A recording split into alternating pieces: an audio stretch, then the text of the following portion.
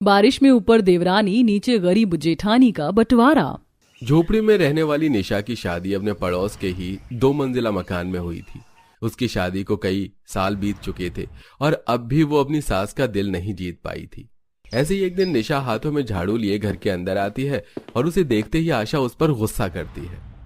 आ गई अपनी झोपड़ी साफ करके, दहेज में तो कुछ लाई नहीं और इस घर का काम छोड़कर चली जाती है उस झोपड़ी की सफाई करने। माँ जी, आप तो जानती है ना कि मेरी माँ कितनी गरीब थी, वो कहाँ से देती दहेज। अब आप दहेज के लिए मुझे बोलना बंद कीजिए, रवि जी के आने का समय हो रहा है। हाँ तो इसी फिरात में रहती है ना कि मेरा बेटा आए और जाकर तू उसे चुगली कर दे। अगर तुझे उससे चुगली करनी है ना तो जाकर कर दे, और कर दे बंटवारा। आशा अपनी बहू को सुनाकर ऊपर अपने कमरे में चली जाती है। इसी तरह कुछ दिन बीत जाते हैं और पंडित जी दिवाकर के लिए रिश्ता लेकर आते हैं और सब चाय नाश्ते के साथ हॉल में बैठकर लड़की की फोटो देखते हैं।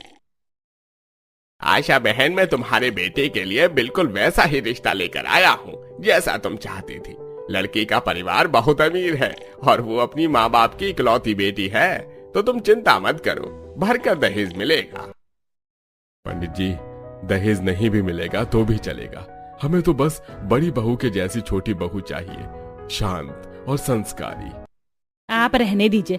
अपने पड़ोस वाले गरीब दोस्त के जाने के बाद उसकी बेटी का ख्याल रखने का वादा किया था आपने, पर आपने तो हमारी इस गरीब पड़ोसन की बेटी से ही हमारे बेटे की शादी करवा दी, जो दहेज में कुछ नहीं लेकर आई। पंडित जी, मेरी तरफ से तो रिश्ते के लिए हाँ है। विनोद ने अपने बड़े बेटे की शादी अपनी पसंद की लड़की से की थी, इसलिए शांति इस बार अपने छोटे बेटे की शादी अपनी पसंद की लड़की से करती है। कुछ दिनों में जब आशा अपने पूरे परिवार के साथ अपनी छोटी बहू सपना को देखने के लिए जाती है। हमें तो ये रिश्ता मंजूर है, आप बस ये बताओ कि शादी की डेट कब डालनी है। बहन, शादी की तारीख भी डल जाएगी, पर उससे पहले कुछ दहेज की बातें कर लेते। हमारी एक ही बेटी है और हम उसे खाली हाथ विदा नहीं करना चाहते। आपको अपनी बेटी को जो देना है वो दीजिए, पर हमें दहेज नहीं चाहिए।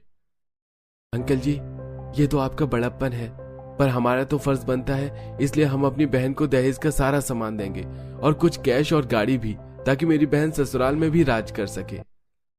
लड़की वाले खुद दहेज देने को तैयार होते हैं, इसलिए आशा भी पीछे नहीं हटती और घर आकर अकेले में अपनी बड़ी बहू से सुनाती है। देखा ना तूने, तेरी होने वाली देवरानी कितनी अमीर है। हमारे मना करने के बाद भी वो लोग दहेज देना चाहते हैं, और एक तेरी वो गरीब माँ थी जो तुझे 2 जोड़ों में विदा करके इस दुनिया से चल बसी। दादी, आप माँ को हर वक्त क्यों डांटती हो? अगर पापा को पता चल गया तो वो आपसे नाराज हो जाएंगे। बड़ी आई पापा की चमची, दोनों माँ बेटी एक जैसी हैं। मेरे बेटे से चुगली करती है मेरी, ताकि घर का बंटवारा हो जाए। अगर तेरी माँ चुगली करना भूल जाए तो तू कर देना अपने बाप से मेरी चुगली। आशा अपनी बहू और पोती को डांट कर अपने कमरे में चली जाती है, तो वहीं उदास निशा अपने बगल में बना छोटा सा कच्चे से मकान में जाती है और अपनी माँ की फोटो देखकर बहुत रोती है। समय गुजरता है, देखते ही देखते दिवाकर की शादी का दिन नजदीक आ जाता है और शादी से पहले निशा अपनी होने वाली देवरानी का कमरा सजाती है और कमरा सजाते हुए उसे अपनी माँ की याद आती है कि वो कैसे शादी वाले दिन घर को सजा रही थी और उसके बाद उसको तैयार कर रही थी। आरती की माँ उसे चुन्नी उड़ाकर उसके माथे को चूमने के बाद उससे कहती है, आज तेरी शादी है, अब तू मेरी बेटी से किसी के घर की बहू बन जाएगी, पर हमेशा अपनी सास को माँ ही समझना, चाहे वो तुझे कितना भी सुनाए, और हाँ, घर को हमेशा जोड़ के रखना। ठीक है माँ, मैं तुम्हारी ये बात हमेशा याद रखूंगी। अपनी माँ को याद करते हुए निशा की आंखों से आंसू आने लगते हैं। माँ, जब से तुम गई हो कुछ अच्छा नहीं लगता। मैं बिल्कुल अकेली हो गई हूँ। मैं हमेशा सोचती हूँ कि घर जोड़ के रखूं, पर फिर भी मेरी सास को लगता है कि मैं इस घर का बंटवारा चाहती हूँ। अगर तुम जिंदा होती तो मुझे बताती कि मैं क्या करूँ जिससे मेरी सास मुझसे खुश हो जाए और उनकी सारी गलतफहमी खत्म हो जाए। निशा अपने हाथों से अपनी देवरानी का कमरा तैयार करके बाहर जाती है और दिवाकर अपनी भाभी से कहता है, भाभी, आपने मेरा कमरा सजाया है तो अच्छा ही सजाया होगा, और आप खुश तो है ना? बहुत जल्द आपकी देवरानी आने वाली है। हाँ देवर जी, मैं बहुत खुश हूँ। मेरी देवरानी अच्छे घर से है, पढ़ी लिखी है, वो आएंगी, उसके साथ रहकर मैं कुछ नई चीज सीख पाऊंगी। मुझे भी एक दोस्त मिल जाएगी, कभी घर में मुझे अकेला महसूस नहीं होगा। आज आपको खुश देखकर बहुत अच्छा लग रहा है। चलिए अब आप भी जाकर जल्दी से तैयार हो जाइए, आप गर्भवती है, ऐसे में बारात तो नहीं जा सकती, पर मुझे घोड़ी चढ़ते हुए तो देख सकती है ना। निशा का 8वां महीना चल रहा था, पर ऐसी हालत में भी वो न सिर्फ अपने घर के सारे काम निपटाती है बल्कि अपनी बेटी को भी संभालती है और शादी में भी सारे काम अकेले करती है। बहुत जल्द दिवाकर की शादी हो जाती है और निशा की अमीर देवरानी अपने साथ काफी सारा दहेज लेकर आती है। घर के बाहर और एक और नौकरानी खड़ी होती है, तो वहीं घर के अंदर TV, fridge, washing machine, bed, sofa, अलमारी जैसे घर की जरूरत की सारी चीज भरी होती है। अरे बहू, इतना तो मैंने सोचा भी नहीं था जितना तू अपने साथ दहेज लेकर आ गई, और साथ में एक नौकरानी भी। चलो आशा, तुम्हारे सपने तो पूरे हुए। बहू अब तुम भी जाकर आराम कर लो, बहुत थक गई होगी। चलो सपना, मैं तुम्हें तुम्हारे कमरे तक ले जाती हूँ। वैसे भी कल तुम्हारी पहली रसोई है। निशा अपनी देवरानी को उसके कमरे तक ले जाती है, तो वहीं दिवाकर, रवि और विनोद मिलकर दहेज का सारा सामान को सेट करवाते हैं। अब अगली सुबह आशा अपनी अमीर बहू को उठाने के लिए जाती है, पर सपना है जो उठने का नाम ही नहीं लेती और आशा से बोलती है, अभी तो सुबह के सिर्फ 8 बज रहे हैं, मैं 9 बजे तक उठती हूँ। और मैंने सुना है अगर नई बहू बने हुए खाने को हाथ भी लगा दे तो भी उसकी पहली रसोई मानी जाती है। तो आप खाना बनाकर रखो, मैं आकर हाथ लगा दूंगी। बोल तो तू बिल्कुल सही रही है बहू। चल ठीक है, तू आधा घंटा और आराम कर ले, खाना बड़ी बहू बना देगी। क्योंकि सपना काफी सारा दहेज लेकर आई थी, इसलिए आशा सपना को पलकों पर रखती है और रसोई में जाकर निशा को सारा खाना बनाने को कहती है। अकेली निशा सारा खाना बनाकर तैयार कर देती है। कुछ ही देर में सपना भी तैयार होकर नीचे आती है और सभी को खाना परोसती है। जल्दी से सब खाकर बताओ मेरी छोटी बहू ने खाना कैसा बनाया है, आखिर आज उसकी पहली रसोई थी। सपना, तुमने बहुत अच्छा खाना बनाया है।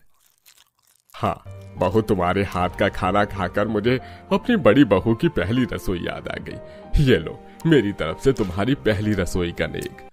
इस तरह सपना बिना कुछ करे सारा क्रेडिट ले लेती है और आशा हर वक्त अपनी छोटी बहू के आगे पीछे घूमती है। इसी तरह कुछ दिन बीत जाते हैं और एक दिन अचानक से तेज बारिश होने लगती है और सपना बालकनी पर खड़े होकर हाथ बाहर निकालकर बारिश को एंजॉय कर रही होती है। तभी वहां आशा आती है और अपनी सास को देखकर सपना आशा से बोलती है, माँ जी आ गई आप? मैं आपको बताना भूल गई, आज बारिश हो रही है ना, तो इसीलिए दहेज में जो मेरे साथ मेरी नौकरानी आई थी वो आज काम पर नहीं आ पाएगी। और बारिश में तो हर किसी को चाय पकौड़े समोसे पसंद होते हैं। आप जेठानी जी से बोलिए ना कि वो मेरे लिए चाय पकौड़े समोसे बना ले। इसके लिए भी तुझे मुझे कहना पड़ेगा बहू, ये तेरा ही घर है, तुझे जो करना हो तू कर। और तुम बिल्कुल भी मत डरना अपनी जेठानी से कुछ कहने में। अगर वो कभी तेरी बात ना माने तो मुझे बताना। दहेज में तो कुछ लेकर नहीं आई, पहली औलाद भी बेटी हुई है। आज तक उसने मुझे खुश नहीं किया है, इसलिए उसकी इतनी हिम्मत नहीं है कि वो तेरी बात टाले। आखिर तूने हमारा घर खुशियों से भरा है और मुझे पूरी उम्मीद है तू ही मुझे इस घर का पहला वारिस भी देगी। सपना के कहने पर आशा नीचे सीढ़ियों से उतरकर निशा के पास जाती है और उसे चाय पकौड़े समोसे बनाने को कहती है। अकेली निशा सबके लिए चाय पकौड़े समोसे बनाती है और हाथों में चाय पकौड़े समोसे लेकर सीढ़ियों पर चढ़ती हुई ऊपर जाती है और बालकनी में लगी टेबल पर खाने का सामान रख देती है। कुछ देर में सपना और आशा वहां आते हैं और निशा को सुनाना शुरू कर देते हैं। दीदी आप गरीब घर से हो, फिर भी आपकी माँ ने आपको सिखाया नहीं क्या कि खुले में खाना नहीं रखना चाहिए, बारिश हो रही है, बारिश का पानी बालकनी में आता है, समोसों में चला जाता तो? अरे बहू, ये मोटी बुद्धि है, इसके पास अकल हो जब तो कोई काम सही से करे। निशा ने सोचा था कि सपना के आने के बाद उसे एक दोस्त, एक बहन मिलेगी और वो सपना के साथ अच्छे से रहेगी, पर सपना का बर्ताव देखकर निशा को काफी बुरा लगता है और वो सीढ़ियां उतरकर रोते हुए अपने कच्चे मकान में जाकर अपनी माँ की फोटो देखकर बैठकर रोने लगती है। माँ, मेरे सारे सपने फिर से टूट गए। मुझे लगा मेरी देवरानी मेरे साथ रहेगी, पर वो भी माँ जी की तरह है। माँ जी को हर वक्त देवरानी जी ही नजर आती है। वो तो बस यही चाहती है कि मैं उनकी नजरों से दूर हो जाऊं। अब तुम ही बताओ मैं क्या करूं? निशा अपनी माँ को याद कर ही रही होती है कि तभी वहां रवि आता है। अरे तुम यहाँ बैठी हो और मैं तुम्हें पूरे घर में ढूंढ रहा हूँ। देखो मैं सबके लिए आलू की कचौरी लेकर आया हूँ। क्या हुआ, तुम इतनी परेशान क्यों हो? मुझे क्या होगा, मैं बिल्कुल ठीक हूँ। बस माँ की याद आई तो इस बारिश में अपने घर आ गई। यहाँ आकर ऐसा लगता है जैसे माँ मेरे साथ हैं। अच्छा, आप घर में चलो, सब साथ में बारिश के मजे लेते हुए कचौड़ियाँ खाएंगे। रवि छाता लेकर निशा के साथ अपने पड़ोस वाले घर में जाता है, जहां पूरा परिवार बालकनी पर बैठकर आलू की कचौड़ियां खाता है और बारिश को एंजॉय करता है।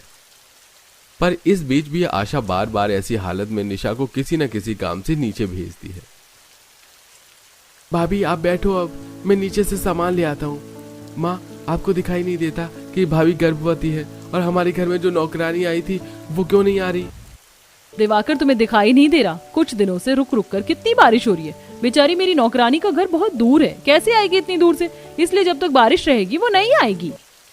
सपना की बात सुनकर दिवाकर नीचे से कुछ बर्तन लेकर आता है और पूरा परिवार बारिश के मजे लेते हुए कचौड़ियां खाता है। समय गुजरता है और रवि की अचानक से जॉब चली जाती है और वो कमरे में जाकर निशा को बैठाकर ये सब बताता है। अब तो मेरी जॉब भी नहीं है, सारी जिम्मेदारी दिवाकर के कंधे पर है, और तुम गर्भवती हो। समझ नहीं आ रहा मैं क्या करूं। आप ज्यादा मत सोचिए, सब ठीक हो जाएगा।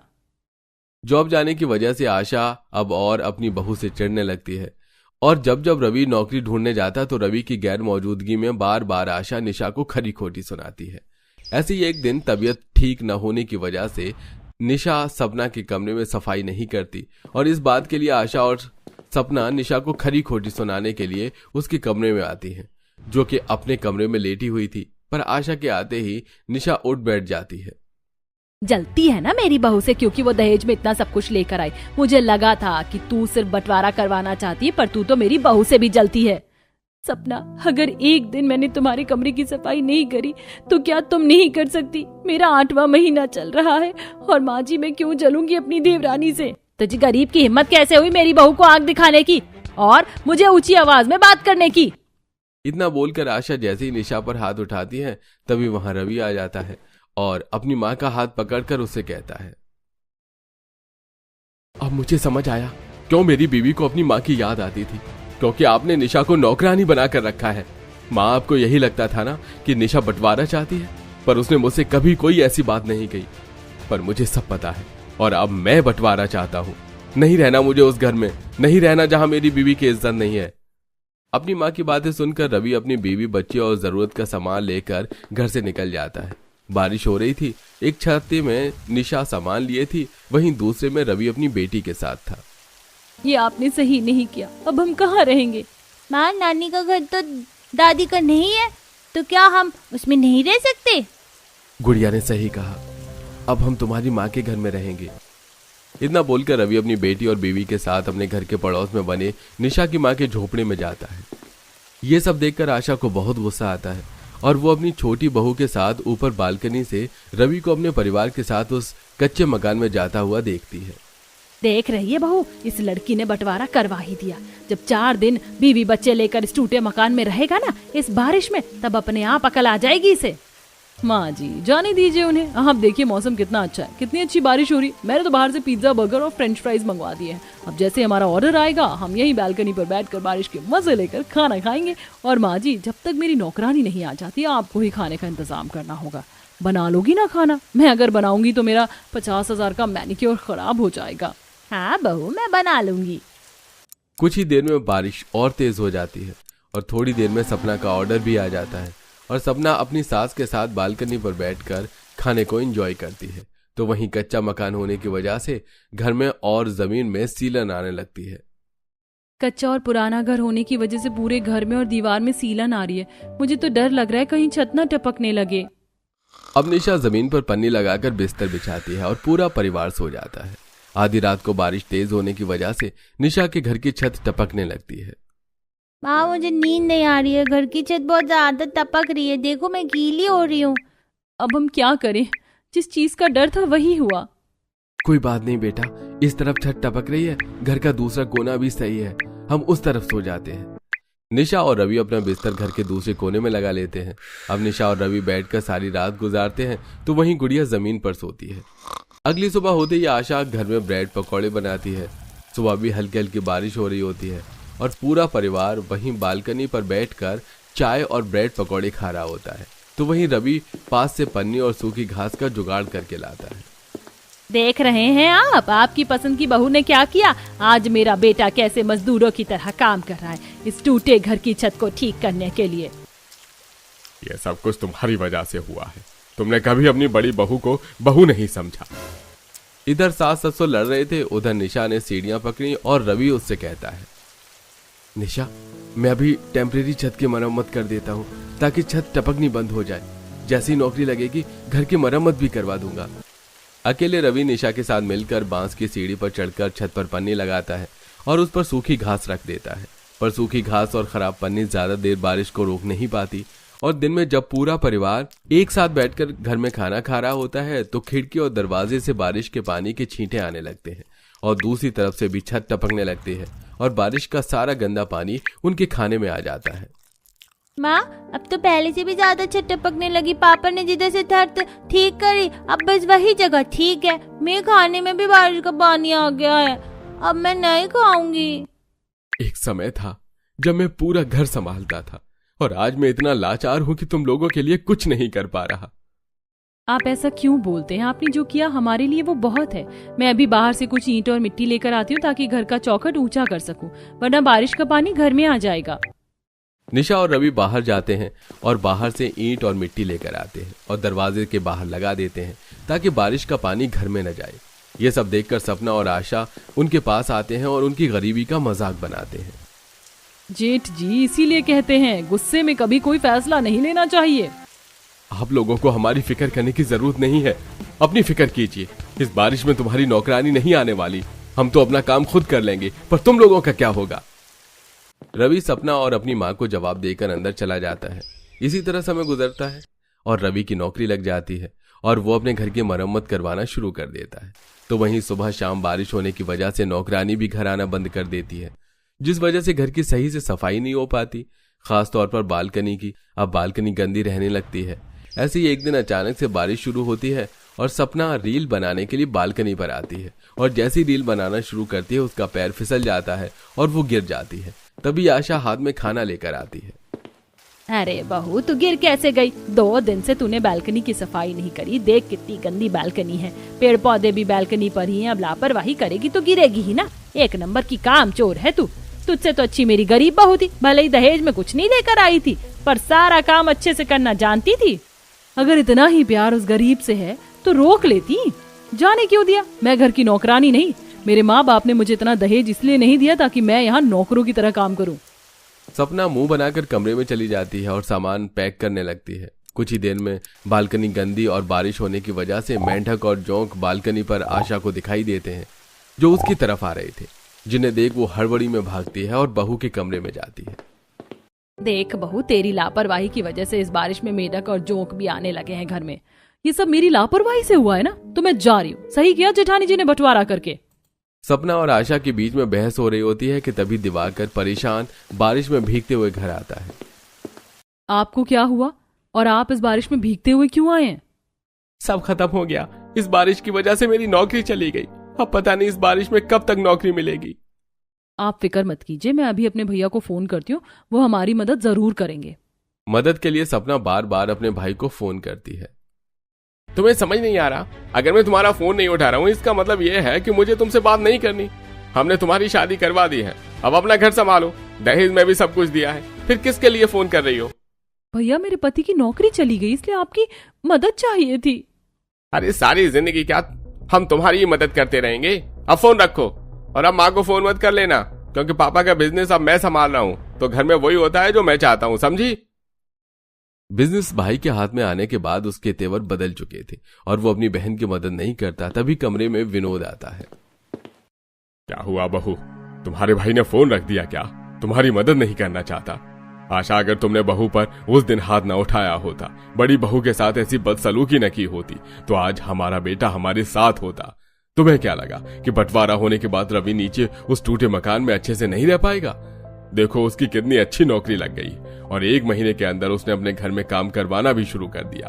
और हम एक देखो सब कुछ होते हुए भी आज हमारे पास कुछ भी नहीं है। माँ, सपना, अब भैया ही हमारी मदद कर सकते हैं। हमें उनके पास चलना चाहिए, वरना आने वाले समय में हम दाने दाने के लिए मोहताज हो जाएंगे। दिवाकर की नौकरी जाने के बाद सपना को अपने मायके से ठोकर मिलती है, जिसके बाद आशा और सपना का सारा घमंड चकनाचूर हो जाता है और पूरा परिवार बारिश में रवि के पास जाता है और हाथ जोड़कर आशा से माफी मांगते हैं।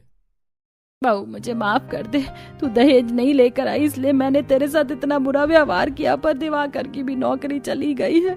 इस बारिश में घर चला पाना मुश्किल हो जाएगा। तेरे पापा भी काम नहीं करते, इसलिए मैं चाहती हूँ कि तू मेरे बेटे और पोती के साथ वापस घर में आ जा ताकि रवि घर संभाल सके। आज जब हमारी जरूरत पड़ी तो हमारे पास आ गई। क्या हुआ, अमीर बहू के मायके वाले काम नहीं आए? अरे जब दहेज का सामान काम नहीं आ रहा तो हमारे पास आ गए। अब मैं उस घर में कभी नहीं जाऊंगा, पर मैं आपका बेटा हूं, इसलिए बेटे होने का फर्ज जरूर निभाऊंगा। आप लोग यहाँ से जा सकते हैं। चिंता मत कीजिए, जैसे मैं पहले अकेले घर चलाता था वैसे ही अब भी दोनों परिवार चला लूंगा। रवि अपने परिवार की मदद करने के लिए तो मान जाता है, पर वो अपने घर नहीं जाता और उस टूटे मकान की मरम्मत करवा कर उसी घर में रहता है। साथ ही अपने परिवार को भी पूरा खर्चा देता है। कुछ ही दिनों में निशा एक प्यारे से बेटे को जन्म देती है और उसी के साथ दिवाकर की भी नौकरी लग जाती है।